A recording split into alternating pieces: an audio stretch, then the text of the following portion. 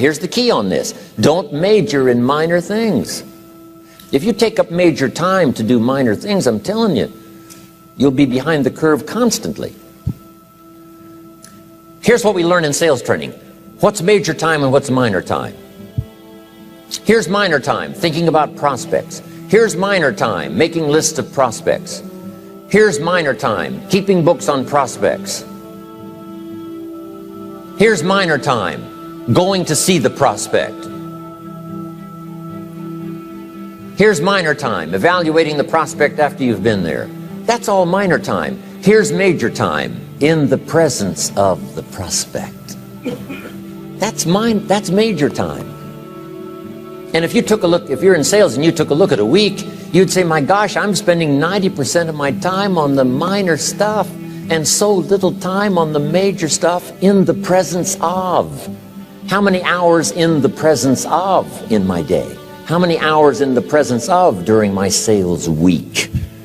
Because the time that really counts is in the presence of the prospect.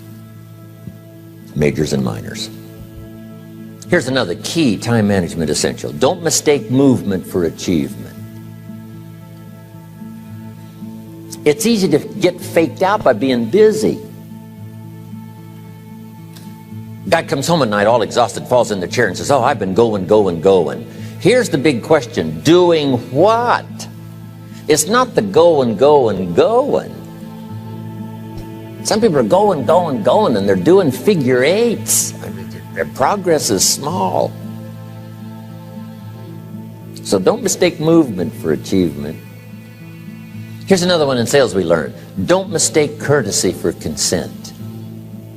If somebody's pleasant and they nod, you say, oh, they're going to buy. No, they're courteous. You can't mistake courtesy for consent.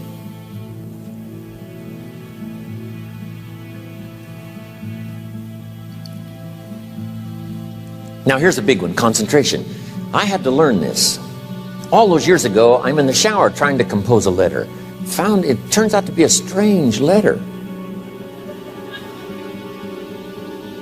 So here's what I learned to do. Save the work till you get to the office. Save the work till you get to the work. Don't try to get to the office on the way to work.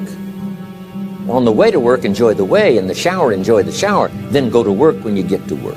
I found this to be helpful. Concentration. Here's another big one. Learn to say no. I'm telling you, in such a social society we have now, it's so easy to try to be a nice person, saying yes to everything. Find yourself overloaded. Now you got to call and make the, well, gosh, you know, all the time it takes to back out of something that you said yes to too quickly. Here's what might be better. I don't think so, but if that changes, I'll call you. Little things you can use not to overcommit yourself. My friend Ron Reynolds says, don't let your mouth overload your back. It's a good one. Now here's a big one on time management. When you work, when you play, don't mix the two. Don't work at play. I used to take my family to the beach and I would bring my briefcase.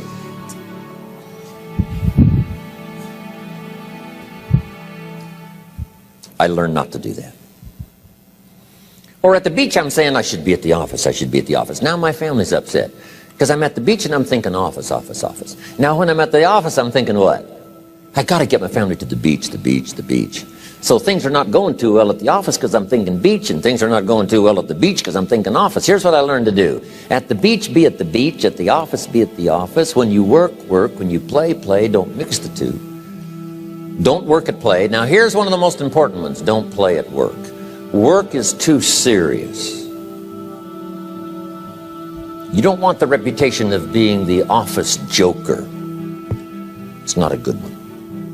Yes, there's time for some pleasant stories. Yes, there's time for a little humor. Yes, best if it's a happy office, of course. But I'm telling you got to be serious about work because you're parting with a piece of your life for the work you do. Your work costs you a piece of your life. Here's what it's called. Serious business. Not grim, not unhappy, but serious. Key. Don't play at work. The old expression, I don't think we use it anymore, horse around at the office. Play around, play jokes, play tricks. No place, not at the workplace. At the beach, yes. At the bar, yes. Somewhere else, not work.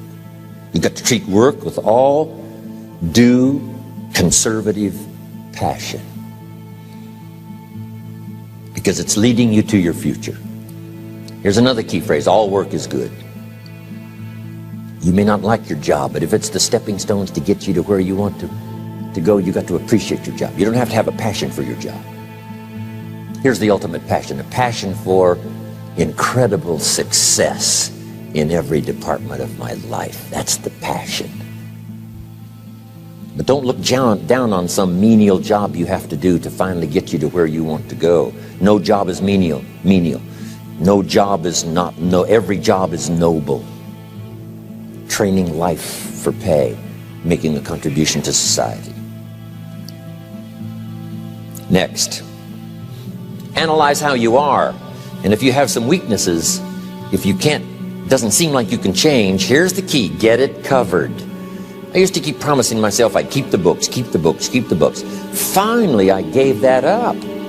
And back then, it only took me an extra $50, $60 a month for some accountant to keep the books.